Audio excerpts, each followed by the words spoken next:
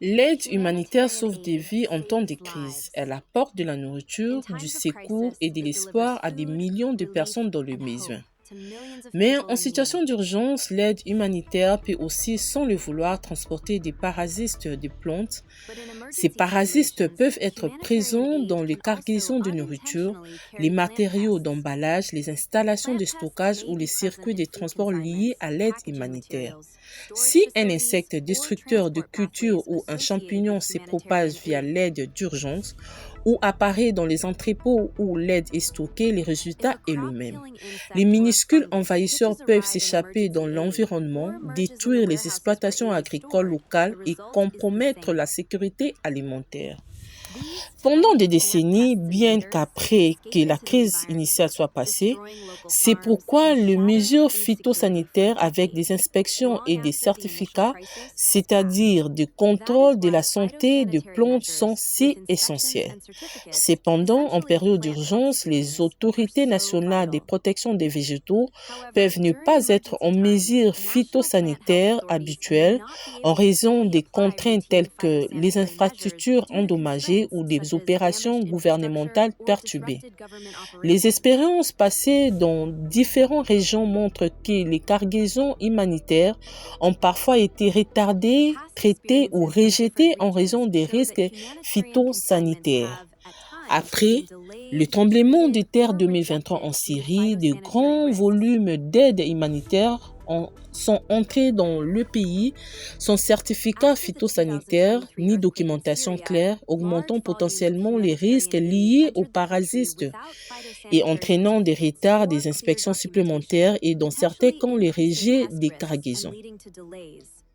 Au Kenya, des parasites tels que le grand capucin des grains et la mauvaise herbe Parthenium, associés à des introductions via l'aide humanitaire, ont causé d'importantes pertes dans la culture stockée, augmentant potentiellement les risques liés aux ravageurs et entraînant des retards, des inspections supplémentaires et dans certains cas les rejets des expéditions. Au Kenya, des ravageurs tels que le grand foreur des céréales et la mauvaise herbe Parthenium associée à leur introduction par le biais de l'aide ont causé des pertes importantes dans les cultures stockées. Les cyclones Waka en 2002, l'introduction d'un seul ravageur envahissant peut entraîner d'importantes pertes économiques.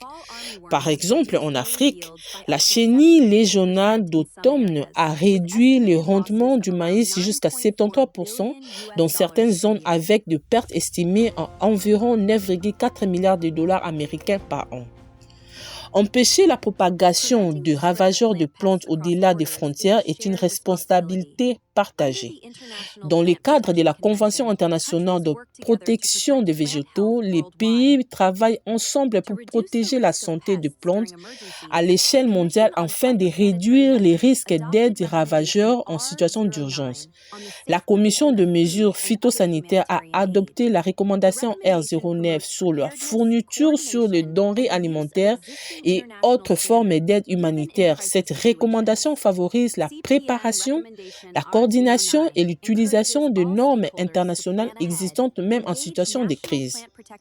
La recommandation R09 de la CPM encourage toutes les parties prenantes à planifier à l'avance, à impliquer les organisations nationales de protection des végétaux dès le début, à appliquer des mesures fondées sur les risques, à travailler ensemble et à sensibiliser afin de réduire des risques liés aux ravageurs sans retarder l'aide vitale. Protéger la santé des végétaux lors des opérations humanitaires soutient la sécurité alimentaire, la reprise économique et une agriculture durable, sûre qui sauve des vies.